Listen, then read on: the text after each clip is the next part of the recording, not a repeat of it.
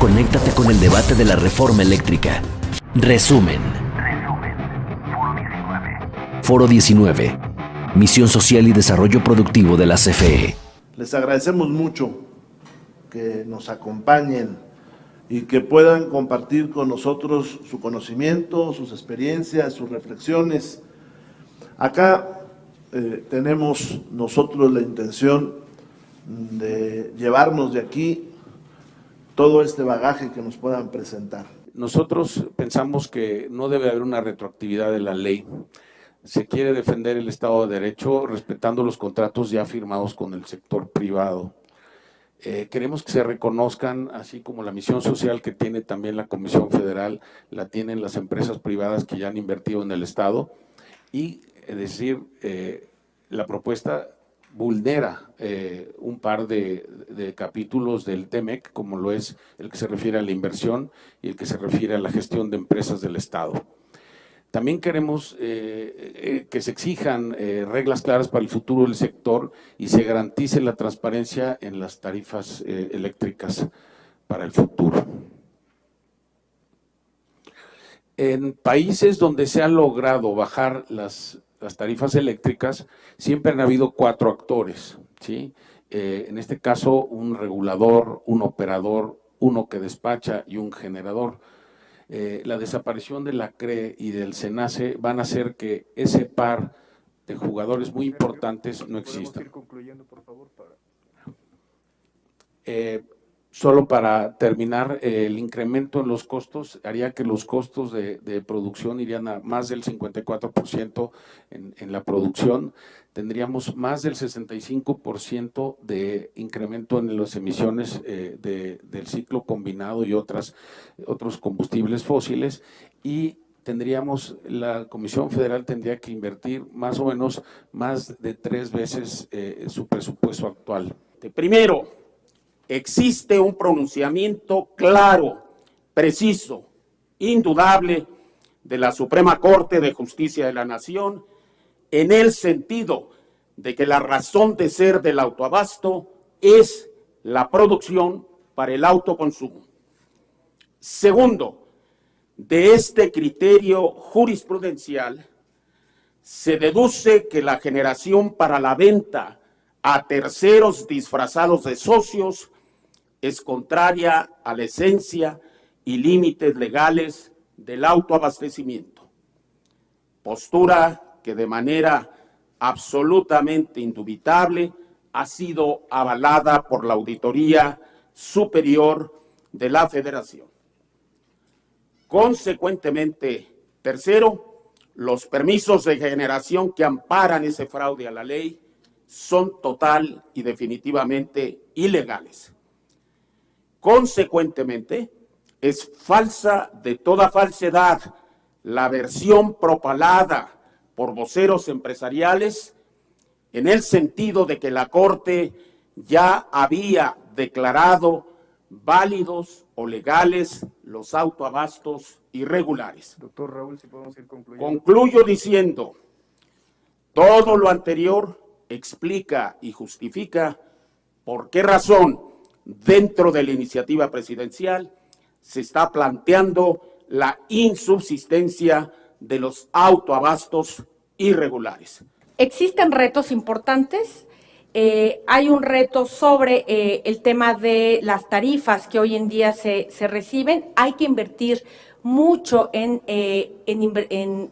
transmisión. Se requieren cerca de 300,000 millones de pesos en la expansión de la red en los próximos 15 años. Pero la buena noticia es que esta expansión significa también retornos a la CFE de manera rentable. Es decir, la tarifa de transmisión es una tarifa superavitaria que puede seguir generando utilidades a la propia comisión y reinvirtiéndose. Una red resiliente y con redundancia sin duda va a contribuir a la seguridad energética y es uno de los pilares del futuro tecnológico para dar un brinco y ver hacia el futuro en tecnologías como la electromovilidad, el hidrógeno verde y otras más. La siguiente, por favor. Yo sé que ya estoy sobre el tiempo, solo les pediré un segundito para concluir.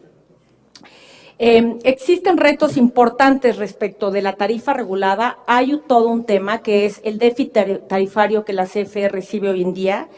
La CFE no recibe todos los recursos que debiera a través de los subsidios que entregan los hogares de bajo consumo. No obstante, yo quisiera resaltar que esto es un tema que está en manos de ser resuelto por el regulador, por la CRE, y de destinarle recursos presupuestales. No se requiere una reforma constitucional para darle estas herramientas a la CFE y fortalecerlas. Garantizar el suministro de energía barata y segura, fortalecer la seguridad energética y la seguridad nacional, apoyar el crecimiento y desarrollo económicos necesarios, como hemos dicho, no solo para reactivar el crecimiento en esta pandemia o como resultado del problema mundial que estamos viviendo, sino también para acabar con la pobreza y la desigualdad. Y además, pues la revisión de contratos fortalecerá la CFE y tendrá efectos positivos para la hacienda pública en general. La revisión de los contratos no ataca a la inversión privada.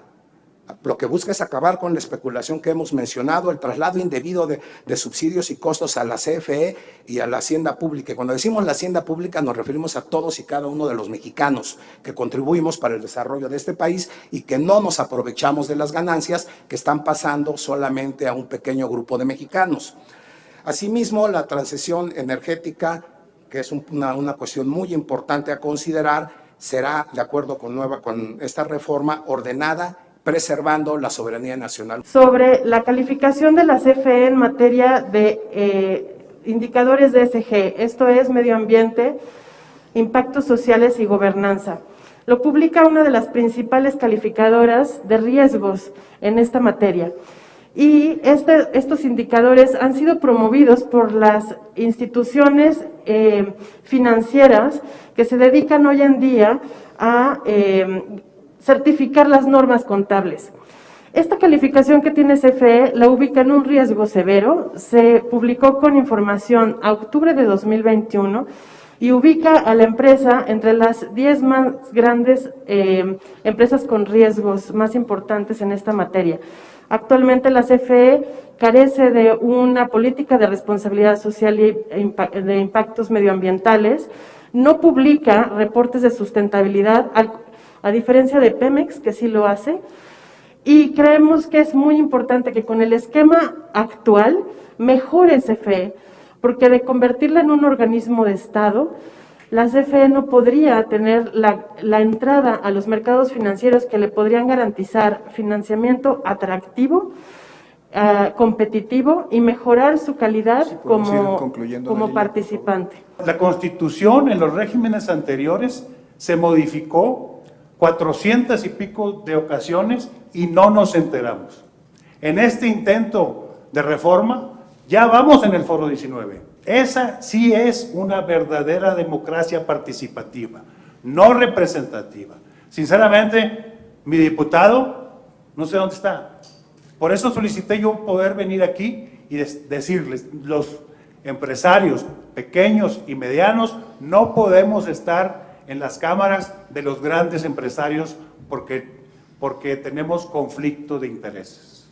Ojalá sea factible la ley del pago puntual que estamos solicitando, porque ellos, además de que tienen todos los beneficios que ya mencioné, se financian de nosotros.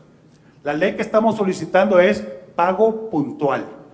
Nunca, de todas las veces que he visto estas ponencias, ha venido alguien a hablar sobre las pymes. Y repito, somos la mayoría y estamos de acuerdo con el proyecto de la transformación.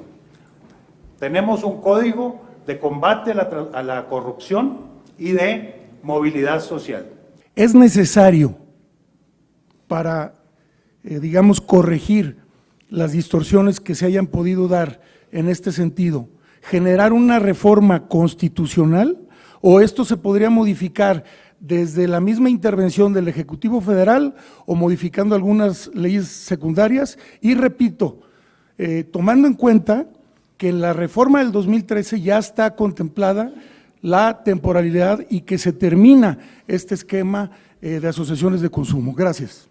Déjeme decirle que justamente aquí en la sede de la Cámara de Diputados y subsecuentemente en la sede de la Cámara de Senadores, se aprobó el año pasado un decreto de reformas y adiciones a la ley de la industria eléctrica, mismo que fue objeto de una lawfare, de una guerra judicial declarada por los empresarios autoabastecedores, productores independientes y algunos pocos de los que detentan permisos tipo ley de la industria eléctrica. Hubo una cerrazón absoluta. Frente a eso, la respuesta, lo sabemos, es un hecho público y notorio, del presidente de la República fue categórica. Vámonos a la reforma constitucional. No hay forma, no hay modo de resolver esta trabazón de tipo judicial y esta cerrazón absoluta en el sector privado de la industria eléctrica si no es a través de una reforma constitucional. Y la reforma constitucional se explica y se justifica justamente en el punto crítico que nos ocupa, porque estamos en presencia de una descarada simulación. Se enmascara como socios a quienes en realidad son clientes. Diste unos datos bien interesantes. 2 millones de mexicanos sin electricidad, sin cobertura, eso es inaceptable. Ningún mexicano debe faltar de electricidad. Y hablaste de un fondo que yo desconocía su existencia, Fondo de Servicio Universal Eléctrico. ¿3,000 millones de pesos anuales o ese es el fondo total? Sería la pregunta. ¿Y cuánto aportan los privados a ese fondo? Sí, efectivamente es inaceptable que existan mexicanos sin acceso a la electricidad. Y a mí me parece que este Fondo de Servicio Universal Eléctrico es, como decía yo en mi exposición, un mecanismo muy valioso, poco conocido, como usted bien señala, que trata de atender esta problemática tan sentida en todo el país. La manera en que este mecanismo funciona es a través de las aportaciones que todos los participantes del mercado, es decir, todos aquellos que ya tienen un contrato para poder participar en el mercado eléctrico mayorista, con el SENACE, es el SENACE el que opera este mercado como lo sabemos, se aporta, es una especie de contribución, impuesto, aportación, que todos los que participan ahí se da. Por tanto, todos los privados que tienen este permiso a partir de la LIE tienen la obligación de aportar estos recursos. También lo hace la CFE, porque la CFE también es un participante del mercado, entonces digamos que es una aportación que está socializada. ¿Cree usted que la CFE debe ser juez y parte en la generación, distribución y suministro de energía? ¿Cuáles serían los órganos reguladores y contrapesos que tendría la CFE si se llevara a cabo esta reforma eléctrica? ¿Y cree usted necesario que el sistema eléctrico sea un tema de seguridad nacional? El tema de la energía tiene categóricamente que ser conceptualizado a nivel constitucional como un servicio público que además debe ser el espejo del ejercicio del derecho social garantizado por el Estado, es decir, el derecho a la vida humana digna, del cual orbitan un conjunto de derechos complementarios como ha sido reconocido por Naciones Unidas. Por todo ello, diputado, respetuosamente le digo, de la generación hasta el abastecimiento, todos los eslabones de la cadena de esta industria estratégica tipifican servicio público y por ello en la propuesta presidencial se plantea que el servicio público de electricidad sea un área estratégica a cargo del Estado. ¿Cómo piensa usted que se va a generar energía barata y segura en un monopolio sin competencia? Competitividad implica competencia. Es lo que se pide también en la ley, es lo que sugiere que se compita, que se desarrollen fuerzas productivas no solo por parte de la Comisión Federal de Electricidad. La propuesta de reforma trata de rescatar a la Compañía Federal de Electricidad para que refleje realmente su propio potencial para competir, pero limitando su competencia hasta un cierto nivel con el objetivo de garantizar el abasto en condiciones de competencia pero al mismo tiempo satisfaciendo las necesidades que tenemos como país para cubrir no solo a esos 2 millones que faltan, sino los que esta es una población que crece año con año, y a garantizar precios competitivos incluso para beneficiarios como son las empresas. ¿No sería más benéfico para el país que ustedes, con su experiencia, nos propusieran incorporar mecanismos más efectivos de transparencia y rendición de cuentas que sean incorporados a las discusiones